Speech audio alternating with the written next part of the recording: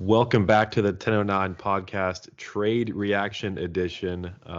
Jeff Passan dropped a nuke on us all barely 24 hours ago.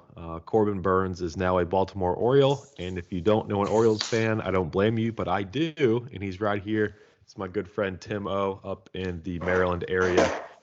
Diehard Orioles fan, was very, very excited. Take me through your initial thought process as that tweet slash alert slash text comes across your screen and you're made aware of this. Listen, it's a great time to be an Orioles fan, especially in Baltimore. The last 24 hours, the Orioles have gotten everything that they've wanted for the past 10, 15 years. You know, all the time Orioles fans are asking for elite starting pitching. Give us elite starting pitching. But most of all, we wanted the owner out of Baltimore because we know that the Angelos family kind of are scumbags, kind of been lying to all the fans of Baltimore for years and years and years. And now, with David Rubenstein buying the team, with not to mention Cal Ripken being a part of that ownership group, puts that face into Baltimore and gives the fans something exciting to look forward to. Now, Rubenstein is worth $3.7 billion, which is more than Angelos was worth. Although he only has 40% of the team now, the agreement is that he's going to buy out the rest of the 60% when Peter Angelos, the patriarch of the Angelos family, dies. And he's been in, ill condition for the past several years now. So first things first, we got to mention that the new owner for the Orioles has been something that we've been waiting for a long time. Not even 48 hours after the announcement of the sale of the team, we get the tweet, the text, the passing bomb saying that the Orioles have signed or traded for Corbin Burnes. And I tell you, I was jumping out of my chair, running around, screaming like a maniac when I saw that. Again, like I said, Orioles fans have been waiting for starting pitching, a top of the line starting pitcher for a long time. We all thought it was going to be Dylan Cease maybe, but apparently the White Sox have been asking for Jackson Holliday, which we know Orioles fans are not going to give that up. Now let's talk about the other half of this trade. So we get Corbin Burnes, but we've also given up DL Hall, Joey Ortiz, and a competitive balance pick, which now you can trade certain picks in the MLB, which wasn't a thing before. If I'm correct there. If you're not an Orioles fan, you might not know about Joey Ortiz, but Joey Ortiz, his path to Baltimore was always going to be blocked, especially as a shortstop. We know that the Orioles farm system is absolutely loaded. They got people in front of him like Jackson Holliday, Gunnar Henderson, and then even if he wanted to play middle infield or the corner of the infield, you had Kobe Mayo blocking him there too, along with Jordan Westburg. But Joey Ortiz is not your typical power hitter. He's more of like a contact guy. He hit above 300 in his time in AAA. But his strength is really in his defense. He's got an elite top of the line glove. And, I'm happy for him that he gets to go to Milwaukee and maybe, get a chance to be an everyday player. DL Hall, that one stings. Orioles fans have been waiting for him to kind of develop for a long time now. He's got elite stuff, especially coming from the left hand, as a lefty. He throws absolute gas. He's got great stuff, but the one thing that he didn't really, master was his control these past couple of years. The walk numbers are up. Not to mention he's had a couple setbacks with injuries. But in order to get a good player, top of the line player like Corbin Burnes, you're going to have to give up good players. And, if those who don't know, like the Orioles prospects, could look at this trade and say it's a fleece. But we got to remember, we only have 1 year of control for Corbin Burnes. And he's a Boris client, so he's gonna get paid this offseason. And then, but to give up some homegrown talent, it kind of stings for Orioles fans. But we've got plenty more prospects that we have. Still didn't trade our top 5 prospects, which includes the likes of Jackson Holliday, Samuel Basallo, Colton Cowser, Kobe Mayo, Heston Kjerstad. Not giving up those guys was huge for us. So, I mean, if we want to dive into Corbin Burnes for the Orioles, the reason why all the fans should be excited is obviously he's a top 5 pitcher in the league. 2020, his ERA was 2.11. 2021 was 2.43. 22 was 2.94. And then we're getting him after his, worst, quote unquote, worst statistical ERA year. And he was still at a 3.39, which is absolutely fantastic. The thing about Corbin Burnes is his hard hit rate, or his hard hit percentage, is 32.4%, which is in the 89th percentile, which means he doesn't really get hit that hard. Now, the Orioles starting pitching rotation now, projected obviously, but opening day we could have Corbin Burnes, followed up by Kyle Bradish, who had a great year last year, finished 4th in Cy Young voting. Grayson Rodriguez, who in the second half of the year had a sub-3 ERA. John Means, who used to be our ace, now is coming back from Tommy John.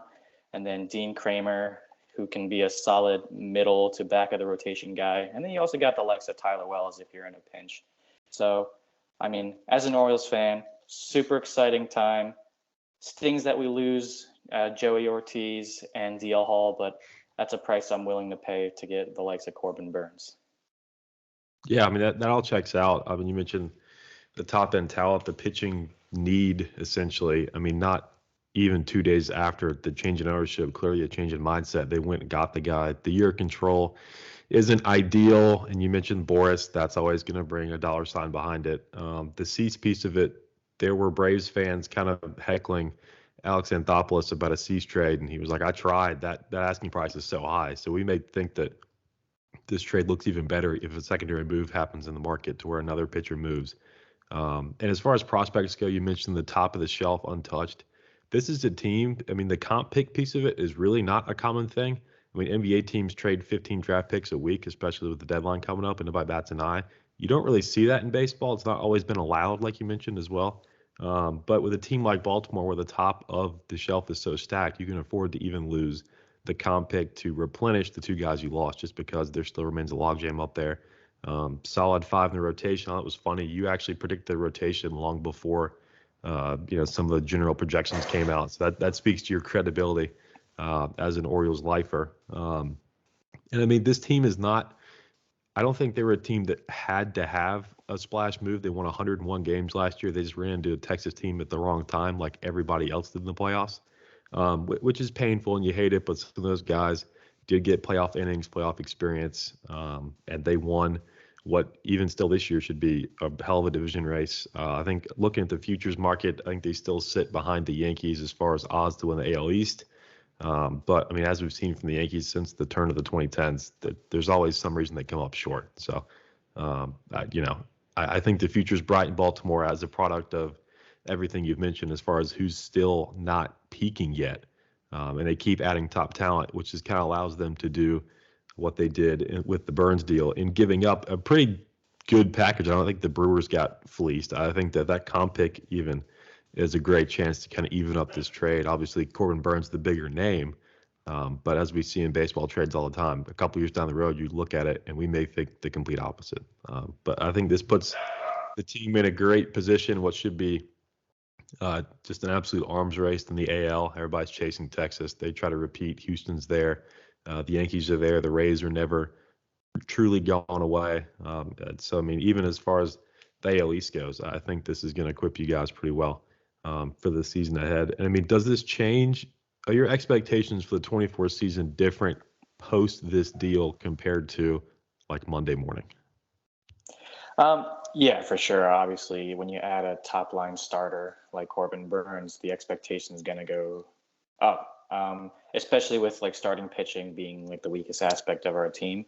And the Orioles won 101 games last year and was first place in the AL. Like you said, we ran into a hot Rangers team, which stinks, but credit to those guys, one of the youngest teams in the league, being able to make it there. So I think it's only up from here. GM Michael Ice, credit to him for all the work that he's done. But, I don't think even he would have expected that the Orioles would have had this trajectory this fast. I think they're still ahead of schedule, which is why we've held on to a lot of the prospects that we still have. But yeah, I mean, you mentioned it. The AL East is going to be a bloodbath again. You still got the likes of the Rays. I know that they gave up Glass now. McClanahan's hurt, and then you have the other situation with Wander Franco. But the Rays are going to find a way to figure that out. But then the Yankees, you can never count out the Yankees, and I know it's fun to pick on them for never actually, making it all the way, living it up to their potential in the past decade or so. But it's hard to overlook the likes of Aaron Judge and Juan Soto and Trent Grisham in the outfield. They got Verdugo too, so they've got a little bit of an overhaul, I would say, in the Yankees team. I mean, Toronto, Toronto's really talented too, with the likes of Bo Bichette and cover athlete boy Vlad Guerrero Jr. That's a choice. That was a terrible choice. Who would you have gone with on the cover? I can't understand why they wouldn't have taken Acuna there. Me and Bailey talked about it. We just put out an episode and we touched on the coverage because I was also in the Acuna Jr. camp, coming off MVP, 40-70. I mean, talk about timing. I mean, it was shocking to me. And we even mentioned a couple of the young guys for the Orioles you've already mentioned being, Adley Rutschman on the cover. I think that would have batted less eyes. Just interesting choice. I guess there's something to be said for their marketing because that got us all talking about it. But I thought that was funny you mentioned that too because you're not the only one shocked about that. Yeah, 2 straight years with a swing and a miss for the cover athletes because last year it was Jazz Chisholm, if I can remember correctly. But I don't know. I mean, he's a good player, but I mean, Vlad's an above average player. I just didn't think he had the best year compared to the likes of Acuna. Momentum-wise, anyway, he was lagging behind. Exactly. Anyway, as I get back to what I was saying, Toronto, they're talented. You never know if Alek Manoah can bounce back to form. And then you got Boston. They don't really. I mean, looking at them on paper, you might think that they'll finish last in the division this year, but the AL East is always just a bloodbath. I equate it to the AFC North, which another Baltimore team's in that we won't talk about right now, but that's always a bloodbath in that division too. So, being in tough divisions, I guess, opens the door for other teams to sneak into wild cards and things like that. But, I'm happy about this deal. I really think it gives us a good chance to repeat as division champs, and hopefully we can actually win a playoff game this year. Yeah, no, I mean, you mentioned ahead of schedule.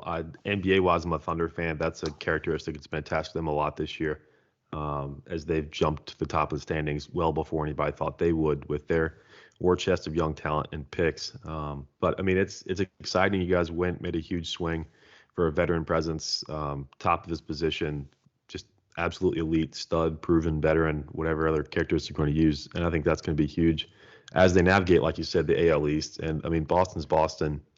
That's still a dozen plus games a year against a team that has nothing to lose if they're going to be that bad. So it's just never an easy game, despite what the standings may say. On the way out, trivia for you. Who do the Orioles open with opening day series? Who's their first series? Man, if I'm not mistaken, I think it's the Angels on March 28th. It is. So congrats on Snell in advance. You can pitch him the second game, and we'll score 1 run in 3 games. But I am very envious of your ability to cast away ownership groups that just poison the franchise. So I'm jealous, but I'm very, very happy for you. And if Art Moreno is watching this, sell the team. Just sell it. I don't care who it's to. just sell it. And then we'll sign Snell and maybe crack 85 wins. Something crazy like that. But you were the first name that came to mind when we were talking amongst me, Bailey, and Jacob about the trade, and just the general shock of, a lot of moving pieces and parts in Baltimore this week. It's been a very transformative 5 days for the franchise, but it appears that all the things are pointing in the right direction, in the upward direction. So I'm excited about what this means for Baltimore this year and beyond. Who knows? Maybe he does, put off Boris. He's like, maybe I don't need $50 million a year just quite yet. Maybe I'll stick around for a little bit. And I think they're going to be a force to be reckoned with in the AL. So appreciate you coming on, and best of luck to your Orioles after their 3rd game of the season this year. Yeah, thanks for having me. Go O's.